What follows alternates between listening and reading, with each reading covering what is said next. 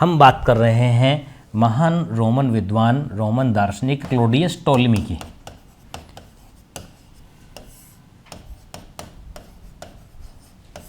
Short form में जिनको Ptolemy नाम से जाना जाता है। देखिए इनका जो समय है टॉलेमी का, वो समय 90 ईस्वी सन से लेकर के और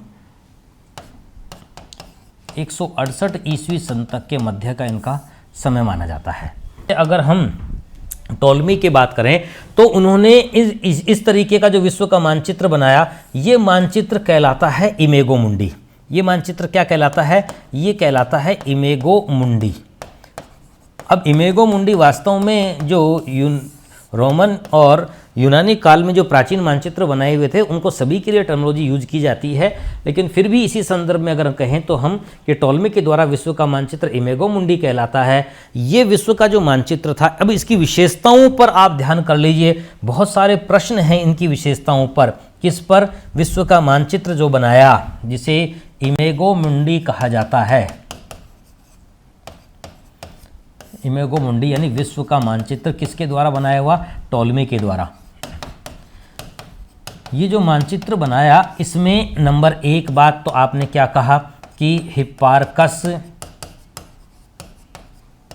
व इरेटस्थनीज। नंबर 1 बात तो आप ये कह रहे हैं कि हिप्पारकस व इरेटस्थनीज क्या जो अक्षांश और देशांतरों का जो विवरण था, अक्षांश और देशांतरों का जो विवरण था उसको शामिल किया। नंबर 1 बात, ठीक है। नंबर 2 बात, इन्होंने पोसिडोनियस के द्वारा,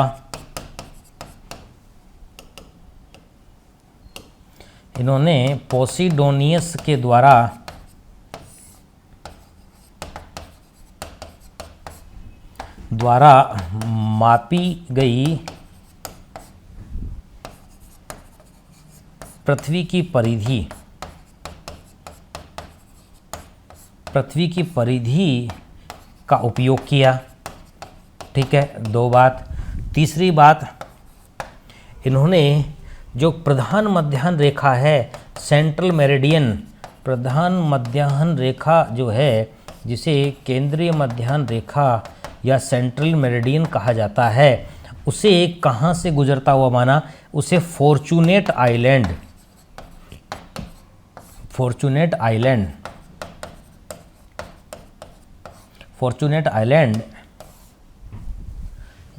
जो कि कहाँ है? ये वर्तमान के कैनारी द्वीपों से है।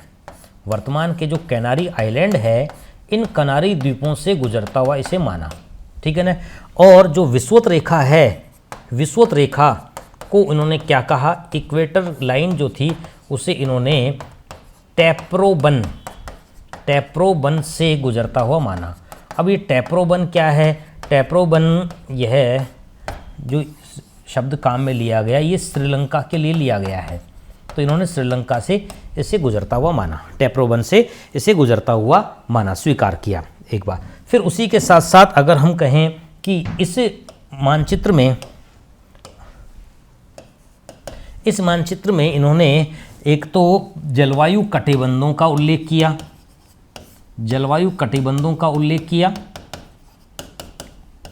इस जलवायु कटिबंधों का उल्लेख जो इन्होंने किया, ये इस मानचित्र के बाईं ओर उनको दर्शाया, इस मानचित्र के बाईं ओर इनको दर्शाया, ठीक है ना। इसे क्लाइमेटा कहा जाता है, जिसे क्लाइमेटा नाम से इन्होंने इसे दर्शाया। और इसी प्रकार से दाईं ओर इन्होंने अक्षांश रेखाओं को लिखा। अक्षांश रेखाओं का जो प्रदर्शन था, अक्षांश रेखाओं का प्रदर्शन राइट की ओर था, दाईं ओर था, ठीक है। जबकि इसमें इस मानचित्र में उत्तर व दक्षिण में इन्होंने लॉन्गिट्यूड यानी देशांतर रेखाओं को प्रदर्शित किया। देशांतर रेखाओं के अंशों अर्थात डिग्री कि भाई कौन सा देशांतर कहाँ है, अंशों का प्रदर्शन किया, ठीक है। मतलब ये है कि हम क्या कहना चाह रहे हैं? हम ये कहना चाह रहे हैं कि देखिए इनका जो मानचित्र, इनके द्वारा जो पृथ्वी का मानचित्र बनाया गया था, विश्व का मानचित्र बनाया गया था, वो लगभग इस प्रकार का सा मानचित्र था।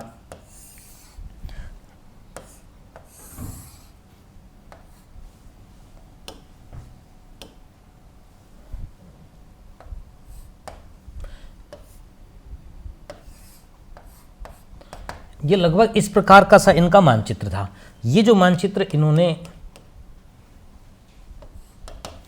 मानचित्र इनके द्वारा बनाया गया था, इस मानचित्र में ये तो हो गई देशांतर रेखाएं, ठीक है, इस प्रकार की। तो इन देशांतर रेखाओं के लिए यहाँ पर उन्होंने इनको संख्याएं लिख दी। ये इसको इन्होंने 0 डिग्री का माना और फिर यह 10 डिग्री है, और इस तरीके से यहाँ पर इन देशांतर रेखाओं का ये 0 डिग्री है और यहाँ पर इन देशांतर रेखाओं का अंकन कर दिया।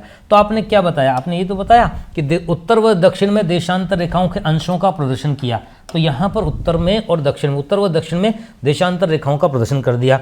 फिर इसी प्रकार से ये जो अक्षांश रेखाएं थी, ये जो इस प्रकार से अक्षांश रेखाएं थी, ये जो अक्षांश रेखाएं थी, इन अक्षांश रेखाओं को, ये जो अक्षांश रेखाएं बनाई गई थी, इन अक्षांश रेखाओं को आप देखिए, इन अक्षांश रेखाओं को लेकर के अब ये एक तो हो गया बाईं ओर, ये तो हो गया लेफ्ट हैंड साइड और ये हो गया राइट हैंड साइड, ठीक है ना। तो अब ये जो इस प्रकार का, ये जो बाईं और दाईं ओर का जो क्षेत्र है, तो इसमें बाईं ओर तो क्या बताया इन्होंने, यहाँ पर इन्होंने क्लाइमेटा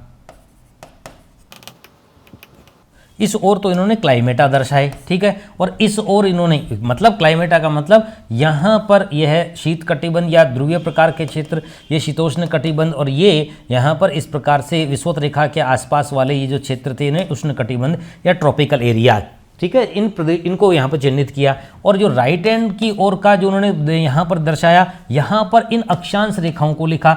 जैसे ये यहाँ पर 0 डिग्री की अक्षांश रेखा, जिसे कहाँ से गुजरता हुआ माना, जिसे इन्होंने यह तप्रोबन से यानी श्रीलंका से गुजरता हुआ माना, ये तप्रोबन या टेप्रोबन वाला इलाका, ठीक है। तो कहने का मतलब यह है कि बाईं ओर तो आपने यही तो लिखा ना कि जलवायु कटिबंधों को मानचित्र के बाईं ओर दर्शाया, अक्षांश रेखाओं को उन्होंने दाईं ओर प्रदर्शित किया। तो यही तो बता रहे हैं कि यहाँ पर राइट हैंड की ओर यहाँ अक्षांश रेखाओं के इनके सामने उनके अंशों को लिख दिया, और यहाँ पर यह इसे क्लाइमेटा या इन जलवायु कटिबंधों का यहाँ पर जिक्र कर दिया, ठीक है। और ये जो मानचित्र था ना, अब इसमें भी ध्यान कर लीजिए, ये जो मानचित्र है, इस मानचित्र में इन्होंने क्या किया है, इस मानचित्र में यहाँ पर इस मानचित्र का जो निर्माण किया है ना, इसको ध्यान कर लीजिए, यह स्टीरियोग्राफिक, जब कार्टोग्राफी हम करते हैं, कार्टोग्राफी का पार्ट हम करते हैं, तो उस समय इसको बताते हैं स्टीरियोग्राफिक, यानी यह त्रिविमीय प्रकार का, ये त्रिविमीय प्रकार का मानचित्र है, स्टीरियोग्राफिक प्रकार का मानचित्र है।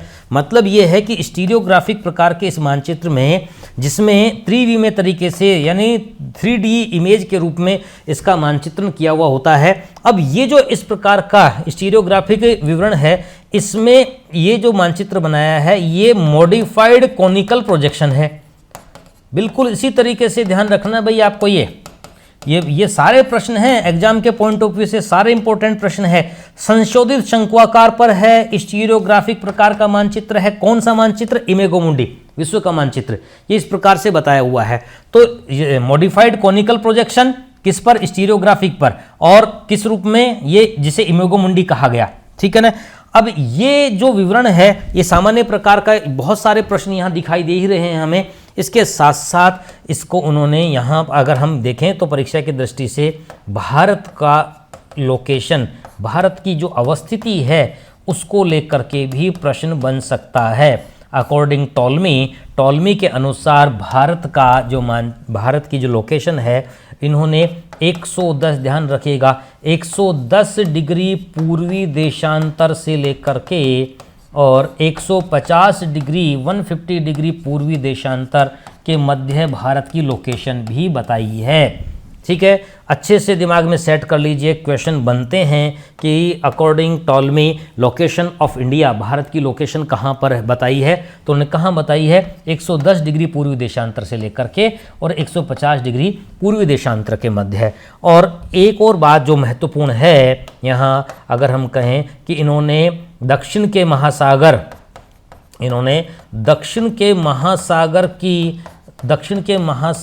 के दक्षिणतम भाग में, उसके भी दक्षिणतम सदर्न मोस्ट पार्ट में, उसके दक्षिणतम भाग में अज्ञात भूमि की बात की है। यहाँ पर इन्होंने क्या किया है, उसको लेकर के कि यह अज्ञात भूमि स्थित है। यहाँ कहने का मतलब यह है कि यहाँ पर देखिए, यहाँ पर ये कह रहे हैं कि यह दक्षिणतम भाग में अज्ञात भूमि, इसके लिए एक टर्मोलॉजी यूज करते हैं, इसके लिए एक शब्दावली काम में लेते हैं। वो शब्दावली क्या है, ये शब्दावली है टेरा इग्निकोटा। तो टेरा इग्निकोटा क्या है, टेरा इग्निकोटा है टॉलमी महोदय के द्वारा बताई हुई अज्ञात भूमि, जो कि दक्षिण के महासागर के भी दक्षिणतम भाग में, जिसको आज के आप अंटार्कटिका के रूप में ले सकते हैं। ये अंटार्कटिका वाला जो पार्ट है, ये आज के अंटार्कटिका के संदर्भ में आप सोचिए कि इनका विजन, इनका दृष्टिकोण किस प्रकार का रहा होगा, कि इनको ये अनुमान था कि दक्षिण की ओर एक लैंडमास है, एक स्थलखंड है, लेकिन यह मानव के रहने योग्य नहीं है, अज्ञात भूमि है, अननोन लैंड है, यहाँ पर किसी भी प्रकार की कोई भी परिस्थितियां नहीं है। तो टेरा इग्निकोटा अज्ञात भूमि के लिए उन्होंने टर्मिनोलॉजी यूज की है। ठीक है।